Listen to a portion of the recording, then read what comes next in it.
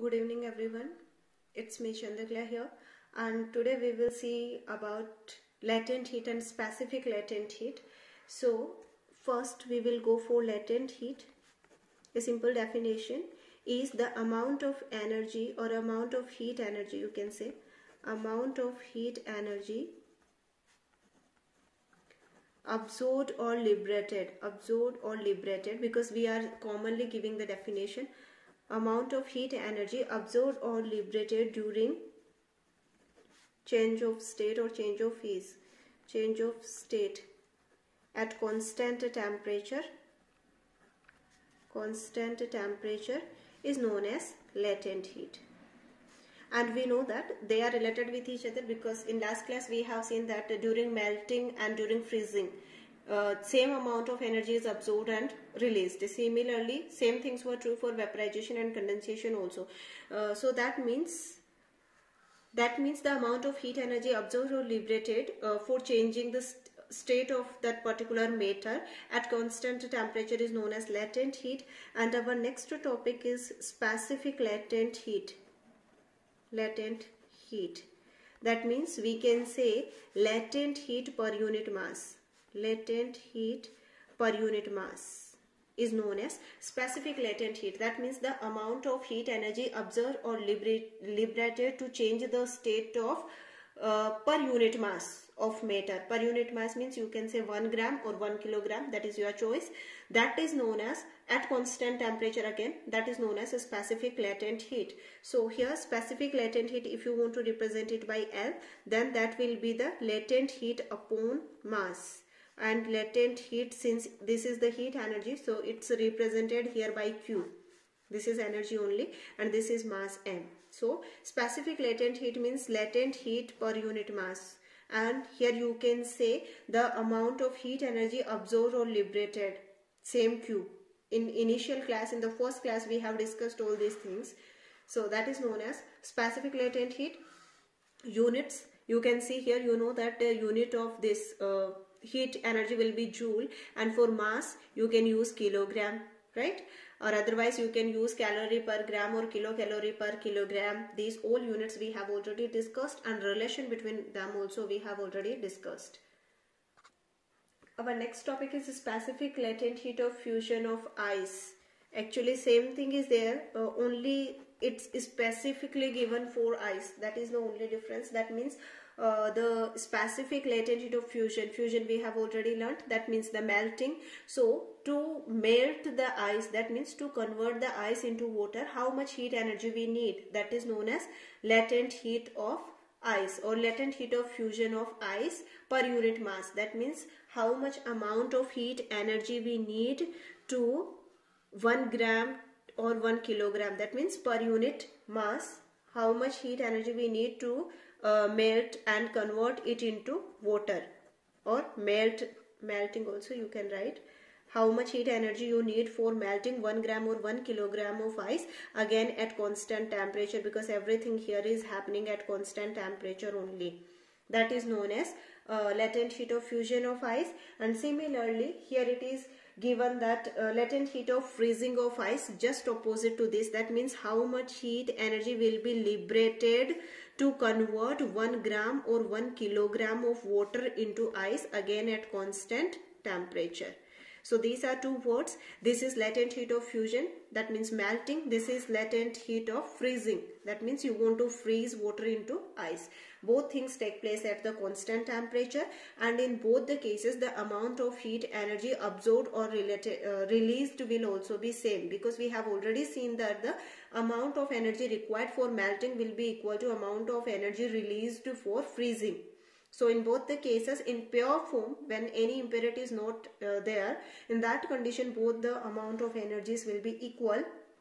Here the amount of, or you can say the latent heat of fusion of ice is 336,000, but that is for 1 kilogram.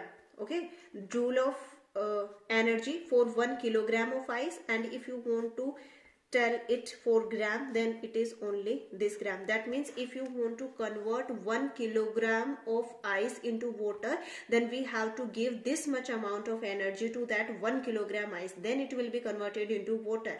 Temperature will remain constant. Similarly, if you want to melt only 1 gram, not 1 kilogram but only 1 gram of ice into water, then we will have to give this much of energy. That means we can say that ice has a large amount of latent heat of fusion, and it has many practical applications, so we will learn about it in detail. But before that, we have one more topic, that is explanation of latent heat. Explanation of latent heat. I am writing L only. Latent heat on the basis of kinetic model. Okay, kinetic model means here we will talk again about the potential energy and the kinetic energy. In first class itself we have discussed that the internal energy or the heat energy contained in a body is sum of potential energy. Here I can write again, heat energy is the sum of potential energy plus kinetic energy, and this same internal energy is known as heat energy. So here the thing is, we know that this potential energy is due to attraction forces, whereas this kinetic energy is due to motion, or you can say here vibration, because we are talking about solids also. Okay, so here the concept is, if you are continuously giving heat to any one form of matter, then it is converting into another form. But why its temperature is not increasing? If we are giving the heat, then its temperature should increase. But the fact is that heat energy which you are giving, that is utilized where? Utilized in breaking down of this attraction force, because we know that all the molecules or the particles in that particular state of matter are bounded by an attraction force. That attraction force can be less or more, but still there is attraction force. So that is utilizing in breaking of these attraction bonds, breaking of bonds and increasing separation between them. Okay, obviously here the motion will also increase, that means the kinetic energy will also increase, but that increase in kinetic energy is small, that means we can neglect it. So generally the heat energy given by us has been used to overcome that potential energy, and in other words you can say that binding energy of the atoms or molecules or whatever you say. So that's why the temperature did not increase during the change of state of matter. Now we have some natural consequence of high specific latent heat of fusion of ice. Generally these are theoretical portions and you can learn it by yourself, but still I will read just once for you. Here it's given that natural consequence of high specific latent heat of fusion of ice. See, every material will have its specific latent heat, but why we are learning only about ice? I said it has a large number of practical applications in our daily life. That's why we are talking only about ice. So some of those points we are going to cover here. The first one is, snow on mountains does not melt all at once. That means we know that on mountains, some mountains are there on which the snow is always, they are covered with snow. That means a large amount of snow or ice is there. So that whole snow does not melt at once. The reason is because the ice has a large amount of specific latent heat. That means if you want to melt just only 1 kilogram of ice, you need this much large amount of energy. And we know that melting on mountains will take place only during day. That means when sunlight is there, it will absorb heat from sunlight and convert into water. So that means since the ice has a large amount of specific heat, so during whole day only a small amount of ice is able to melt and convert into water, which we are getting in the form of rivers. Okay, so here if whole of the ice will melt together, then there can be the condition of floods, so we can avoid that. So that means it is useful for us that ice has a high specific latent heat. Next thing, in cold countries, water in lakes and ponds does not freeze all at once. This we have already seen in the last class. That means if there is any water body, it will have water in the form of water only, that means in the liquid form. And if the temperature falls down and that water has to convert into ice, then it has to release a large amount of energy. Again, if you want to convert 1 kilogram of water into ice, then this much energy must be released from that 1 kilogram of ice. We have seen that latent heat of fusion is equal to the latent heat of freezing, right? So that means if the water has to convert into ice, then it has to release a large amount of energy, and that will take a lot of time.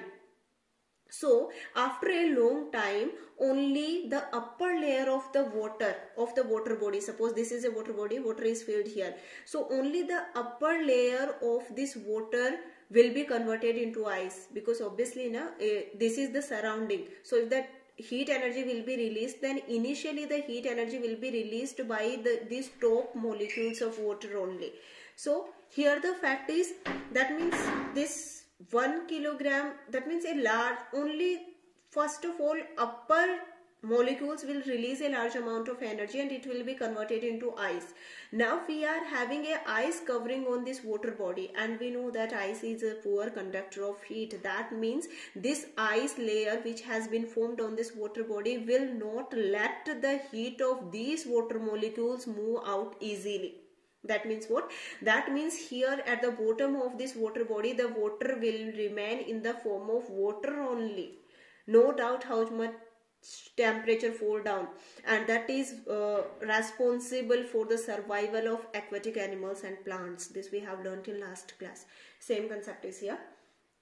Third one, drinks get cooled more quickly by adding pieces of ice than ice cold water at 0 degrees Celsius. We have always seen that in drinks, to cool them down, ice is added. Why only ice? We can put water also inside it. But the thing is, if we will put ice cubes inside the drink, suppose this is one glass, here we are having drink. If we will put ice cubes, then first the ice cubes will melt and convert themselves into water. So for melting, these ice cubes will acquire or absorb heat energy. From where? From this drink only, because they are inside the drink. So these ice cubes will take a large amount of energy from drink. So now the drink is releasing the energy, so it will cool down. That means the ice pieces can cool your that drink up to a large extent as compared to water. So here we are using ice. Next one is, when ice in a frozen lake starts melting, its surrounding becomes very cold. Of course, if here we are having ice on any water body or any mountain anywhere, now during the daytime when the sunlight will fall on it, then the ice will start melting, right? So when the ice will melt, then it will take some amount of heat energy. From where? From the surrounding, obviously. So the surrounding is releasing the energy. So the temperature of surrounding will fall down. That means here a very cold atmosphere will be created. Fifth one, it is generally more cold after a hailstorm when ice melts than during or before the hailstorm, obviously. That means if the ice has been already fallen here, then now this ice will melt. And for melting of ice, it will take energy from the surrounding. So the surrounding is giving energy, releasing energy. So the temperature of the surrounding will fall down. Same as the fourth point. Rest of the things we will see next class. Thank you.